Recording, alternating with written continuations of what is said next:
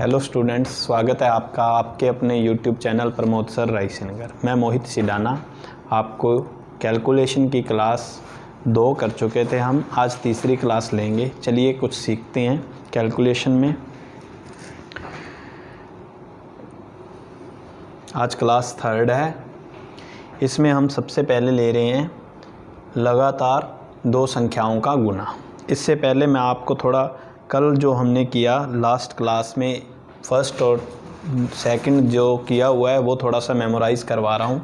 उसमें क्या था, हमने जैसे लिए थे गुना करना, सिंगल डिजिट से गुना करना। यूँ था जैसे 23 7 आया तो हम डायरेक्ट गुना करेंगे।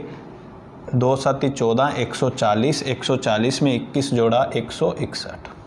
इसी प्रकार जैसे ये है 6 8 48, 480, 480 में 42 जोड़ा 522। तो ये चीज़ आप लोग प्रैक्टिस आपने की होगी और लगातार करते रहना।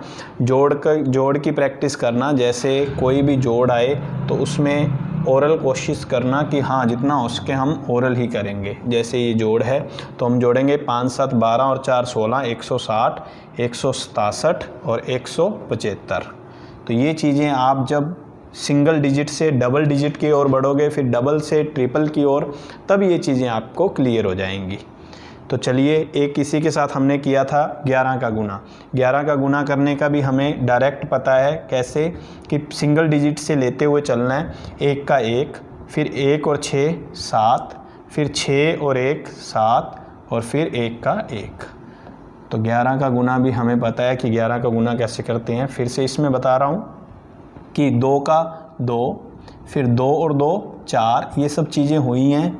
2 और 5 7 और ये 5 का 5। थोड़ा मेमोराइज़ करवा रहा हूँ ताकि आपको जो पुरानी क्लास में करवाया गया है वो आपको याद रहना चाहिए। आप डेली थोड़ा बहुत प्रैक्टिस करिए। चलिए आज इसमें नया लेते हैं कि इसमें बोला गया कि लगातार 2 संख्याओं का गुना। अब लगातार 2 संख्याओं का गुना ऐसा कोई स्पेशल बताएगा तो नहीं कि हाँ 2 संख्याओं का गुना करना है, बस डायरेक्ट लिखा होगा। जैसे लिख दिया 12 × 13 और 17 × 18, ऐसा ही डायरेक्ट आ जाए तो हमें एक चीज़ याद होनी चाहिए। इसके लिए मैं आपको एक चीज़ बता रहा हूँ। जो पहले वाली डिजिट है या छोटी संख्या है उसका स्क्वायर करो, यानी कि 12 का स्क्वायर, और उसी में वही संख्या जोड़ दो, यानी कि 12। इसी प्रकार 17 × 18 है तो 17 को लिखेंगे 17 का स्क्वायर और प्लस में 17। या इसको कर सकते हैं हम 13 का स्क्वायर माइनस 13। दोनों तरीक़ों से हो सकता है। हमने बड़ी संख्या ली है तो बस उसी के स्क्वायर में से वही घटाना है, यानी कि बाद वाली संख्या बड़ी वाली संख्या ही घटानी है। इसी प्रकार मान लो 18 लिया है तो 18 का स्क्वायर में से 18 घटा देंगे। अब ये चीज़ आप पे डिपेंड करती है कि आप कितने ज़्यादा स्क्वायर आपको याद है। मैंने पहले दिन बताया कि आपको 100 तक स्क्वायर याद होने चाहिए। मान लो एग्ज़ाम टाइम में ये चीज़ आपके पास आई, आपने कोई भी आपको चीज़ नहीं दिखाई दे रही, आपने डायरेक्ट किया 12 12 144, 144 में जैसे ही 12 जोड़े 156। अब 144 में 12 आपसे अब तक जुड़ जाने चाहिए। क्यों?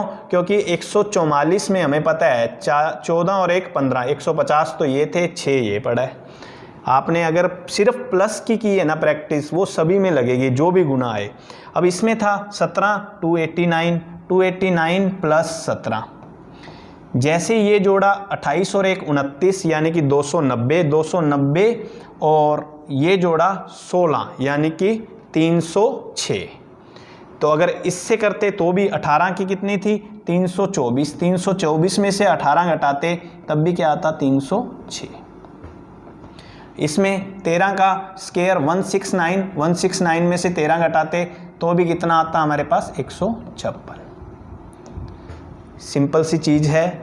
लगातार 2 संख्याओं का गुना आए तो बस करने की विधि एक ही रहेगी। हम क्या है, पहले वाली डिजिट, छोटे वाली डिजिट को इसलिए लिया मैंने क्योंकि ये करना आसान होता है। किसी भी चीज़ में अगर हमें बोल दिया जाए कि अगर मान लो 12 में 3 जोड़ना है तो हम 15 बता सकते हैं। अगर 15 में से एक बार बोला जाए कि 3 घटाना है तो हमें थोड़ा टाइम लग सकता है। इसलिए मैंने बताया जोड़ना हमें आसान लगता है, इसीलिए हम पहले वाली डिजिट को लेते हैं, यानी कि छोटे वाली को। तो 12 का स्क्वायर में 12 जोड़ दिए। ओरल कोशिश करना, जितने भी प्रैक्टिस कर सको। सिर्फ इस कैलकुलेशन का क्लास का मकसद यही है कि आप प्रैक्टिस करो डेली और ट्रिक अपने आप बनती जाएंगी। क्वेश्चन आएगा, आपको पता भी नहीं चलेगा कि आपने कैलकुलेशन इतनी जल्दी कैसे कर ली। चलिए इसी पर बात करते हैं। हमारे पास आया 12 × 13, तो डायरेक्ट 144 प्लस 12 तो 156। ये ओरल होना चाहिए। मैं आपके सामने लिख इसलिए रहा हूँ ताकि आपको कोई कन्फ्यूज़न ना हो। 17 की वही 289 था। अब देखो 17 की 289 है ना, आपके पास एक विषम संख्या आ गई। अब इससे अच्छी बात क्या है कि आप 18 को ले लो। 18 की 324, 324 में से 18 घटाया 306 आएगा। वही 17 में भी 289 में 17 जोड़ेंगे। वहाँ अगर थोड़ी सी प्रॉब्लम हो रही है तो आप एक सम संख्या है साथ में, तो वो ले लो। अब 22 और 23 में है, 23 का स्क्वायर 529, 529 में से 23 गया 506। और अगर वह 22 का करता तो 22 का 484, 484 में फिर 22 जोड़ते, 480 में 20 जोड़ा 500, और 500 के बाद क्या बचा, 4 और 2 6, 506। ओरल होना चाहिए। बस बात इतनी सी है कि लगातार कोई संख्याएं आ जाएं तो आपको ये चीज़ याद आ जानी चाहिए। गुणा करने की बजाय आप इससे फास्ट कर पाओगे। 44 आ गया, 45 आ गया, 63, 64, 44, 1936। 1936 में 4 जोड़ दो 1940, 1940 में 40 जोड़ा 1980। अब देखो आज अभी तक मैं बताता आ रहा था 44 का 1936 है। 1936 में क्या जोड़ना था, 44। तो मैंने 36 में पहले 4 जोड़ लिया। ये आपसे कोई नहीं पूछेगा कि आपने पहले 4 जोड़ा है या पहले 40 जोड़ा है। बस आप कैलकुलेशन को अपने माइंड से इजी करो। जैसे इजी करोगे उतनी ही कैलकुलेशन फास्ट होती जाएगी। मान लो आ गया 52। 52 का कितना है, स्क्वायर 2704। 2704 में क्या जोड़ना है, 52, 2756।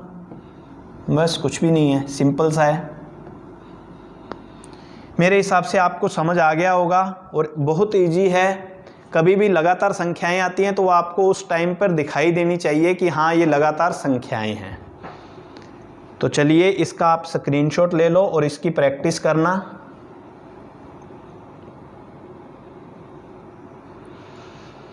चलिए नेक्स्ट लेते हैं। ये आया अंतिम अंक 5 होने पर किसी संख्या का वर्ग निकालना। अब देखो वर्ग निकालना वैसे तो मैं बताऊंगा, आपको याद है 100 तक याद है, उसके बाद तो मैं सब आपको बताता रहूँगा। वर्ग आप चाहे 1000 का हो, 2000 कितने का भी हो, आप विद इन 10 सेकेंड में कर दोगे। अब मैं आपको ये बता रहा हूँ कि किसी अंतिम अंक 5 होने पर किसी संख्या का वर्ग निकालना। जैसे आ गया 15, 15 का स्क्वायर निकालना, या आ गया 25, 25 का स्क्वायर निकालना, या आ गया 35, 35 का स्क्वायर निकालना। अब कई बार एग्ज़ाम में आ जाता है तो हम सोचते हैं थोड़ा सा, उससे बचने के लिए मान लो आपको कन्फ्यूज़न भी रहेगी, तो आज के बाद जो ये संख्याएं आएंगी ना, इसके स्क्वायर में आपको कन्फ्यूज़न नहीं रहेगी। जैसे आया 15, 15 का कितना होता है, 225। इसको सीखने का सिर्फ सिंगल वे होगा। 25 का कितना होता है, 625। मैं डायरेक्ट बता रहा हूँ कि जब भी 5 लगाओ किसी संख्या में तो पीछे तो ऑलवेज आएगा 25। 5 लगाओ तो ऑलवेज आएगा 25, और पहले वाली जो संख्या है ना, उस संख्या को जस्ट उससे अगले वाली संख्या से गुना कर दो। 2 के बाद कितना आता है, 3, तो 2 3 6, तो आंसर आया 625। मान लो आ गया था 35, 35 के लिए क्या था, 5, 5 का आते ही हमें पता चल गया पीछे तो क्या आएगा 25, और 3 है, 3 को अगली संख्या यानी कि 4, 3 × 4 यानी कि 12, तो ये आ गया 1225। इजी है, बहुत इजी है, सिंपल सा है। 45 आया तो हमें पता है पीछे तो क्या आना है 25, और 4 को अगली संख्या यानी कि 5 से गुना करने पर 4 × 5 = 20, तो कितना आ गया 20 25। चलिए स्लाइड देखते हैं। अब इसमें है देखो बहुत इजी है, जैसे 55 आया, 30 25, 65 आया, 42 25, 25 तो पता ही है, बस 7 का 8 से 56 25, 8 निम 72 25, 9 दाया 90 25, 10 इंटू 11 110 25, 11 इंटू 12 11 11 121, 121 में 11 जोड़ा 132। फिर भी मैंने ये भी बताया हुआ है कि 12 को मान लो 13 से गुना करना है, तो कैसे करोगे आप, वही 144 प्लस 12, तो वही आ गया 156 25। ये चीज़ उसी से रिलेटेड है। अगर मान लो आपने याद किया है कि जैसे 13 इंटू 14 ये आपको याद है या करना आता है, तो आप उसी बेस पर ये चीज़ कर पाओगे। 135 का स्क्वायर पूछा है, पीछे 25 आना ही आना है। 13 का 169, 169 में 13 जोड़ दो तो कितना आया 182, 182 25 इसका आंसर है। 5 सेकंड 10 सेकंड में तब आएगा जब आपको 13 इंटू 14 पता है, ये ट्रिक पता है कि 13 का गुना 14 से करना है, और 14 से करना आसान भी आपको आता है कि या तो आप 13 की स्क्वायर में 13 जोड़ दो या 14 की स्क्वायर में से 14 घटा दो। अभी फर्स्ट स्लाइड मैंने वही पढ़ाई थी कि लगातार गुना था, तो बस यहाँ भी लगातार पहली संख्या का अगली संख्या से गुना करना है। जैसे इसमें क्या है 25, तो 14 का 15 से। अब एक चीज़ यहाँ देखिए, 14 इंटू 15 आ गया, इसके लिए आप 14 का स्क्वायर 196 में 14 जोड़ दो, 196 में 4 जोड़ा 200, 10 जोड़ा 210, या 15 15 225, 225 में से 15 घटाया 210, आंसर आएगा 210 25। अगर मान लो आपको एक चीज़ यहाँ ये भी पता हो ना, तो 14 इंटू 15 ये मैंने कल आपको करवाया था, इस जो 5 वाली कटिंग वाली संख्या होती है उसको डबल कर दो और जो सम संख्या है उसको हाफ कर दो, 7 तिये 21, ये भी 210 था।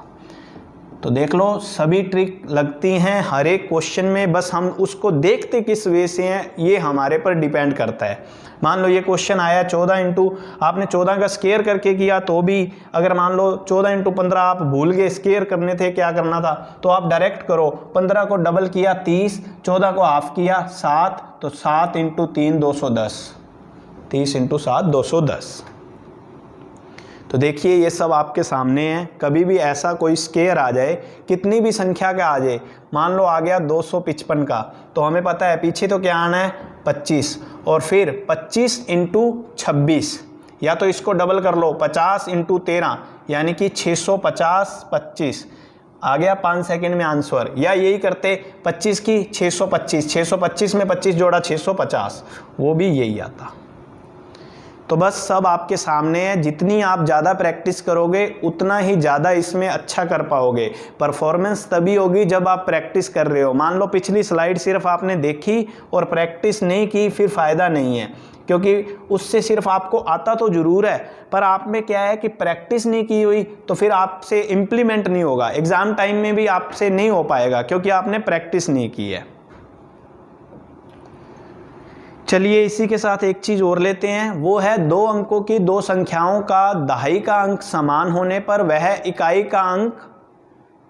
के अंकों का योग 10 होने पर उनका गुना करना। इसका मतलब ये है कि मान लो 2 संख्याएं हैं 11 इंटू 19, इसमें ये इकाई का अंक होता है, ये वाला दहाई का अंक होता है, यानी कि 10 का अंक होता है। तो इकाई का अंक का योग हो 10, यानी कि 9 और 1 10, और दाई का अंक जो है वो क्या है, बिल्कुल समान है, यानी कि 1 1 है। तब इनके गुना करने की ट्रिक बता रहा हूँ। तो मान लो आ गया 22, मान लो आ गया 22 इंटू 28, तो इसमें भी क्या हुआ, ये जो दाई का अंक था वो समान था और इकाई के अंकों का योग कितना है 10, तो इसके लिए भी वो इम्प्लीमेंट होगी। और 13 इंटू 17 इसके लिए भी होगी, क्यों, क्योंकि दाई का अंक समान है, इकाई के अंकों का योग 10 है। तो कोई भी ऐसी संख्या आ जाए, मान लो 24 इंटू 26 आ गई, तब भी हम कर पाएंगे। कैसे, क्योंकि जो इकाई का अंक है उनका योग 10 है और दाई के अंकों का जो अंक है वो समान है। तो इनको करने के लिए मैं एक चीज़ बता रहा हूँ। देखो कभी भी ऐसी संख्या आए हमारे पास, जैसे संख्या आई 22 इंटू 28, इसमें हमारे पास क्या हुआ, जो इकाई का अंक है उनका योग 10 था और दाई का अंक समान था, तो हम कुछ भी नहीं करेंगे, इनका गुना कर देंगे। 8 दूनी 16, पीछे जो है ऑलवेज डबल डिजिट आएगी क्योंकि ये दोनों डबल डिजिट हैं, इसके अकॉर्डिंग याद रखिएगा। तो आगे वाली संख्या है दाई, इस दाई के अंक को क्या करना है, अगले वाली संख्या से गुना, यानी कि 2 × 3, तो 2 तिये 6, तो इसका आंसर आया 616। कुछ नहीं करना था, सिंपल सी बात थी, पीछे वाले का गुना 8 दूनी 16, ये मैंने यहाँ 16 लगा दिया, और अगले वाली जो संख्या वो समान है तो 2 × उससे जस्ट अगले वाली संख्या से गुना, तो 2 तिये 6। ठीक है, अब जैसे आ गया मान लो 34 × 36, तो हम करेंगे यहाँ 6 चौक 24, पीछे तो आएगा 24, 3 का गुना अगले वाली संख्या से, 3 × 4, 3 चौक है 12, तो इसके लिए हमारा आंसर बन गया 1224। ठीक है, समझ गए होगे आप। चलिए अब इसमें क्वेश्चन पर चलते हैं।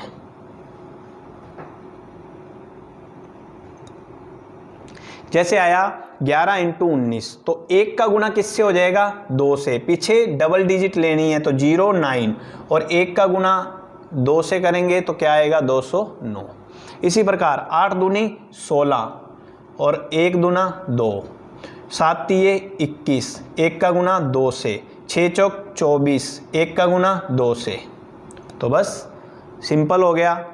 हम मान लो 34 × 36, 6 चौक है 24, पीछे तो 24 आएगा, 3 × 4, 3 चौक 12। इसी प्रकार मान लो इसमें आ गया 7 तिये 21, 4 का गुना अगली संख्या से, 4 × 5 यानी कि 20 21। इसी प्रकार मान लो इसमें आ गया 9 एकम 9 यानी कि 0 9, और 8 निम 72, तो 72 0 9। इजी है, बहुत इजी है। ऐसी ही चीज़ें एग्ज़ाम में आती हैं, हमारे माइंड से स्लिप हो जाता है कि हाँ इसको गुना कैसे करें। मान लो 52 × 58 आ जाए तो हमारे दिमाग में बस ऐसा होगा कि हाँ यार जल्दी से इसको गुना करो। हम ये चीज़ें दिमाग पे प्रेशर देते हैं कि यार पता नहीं कैसे होंगी कैसे होंगी।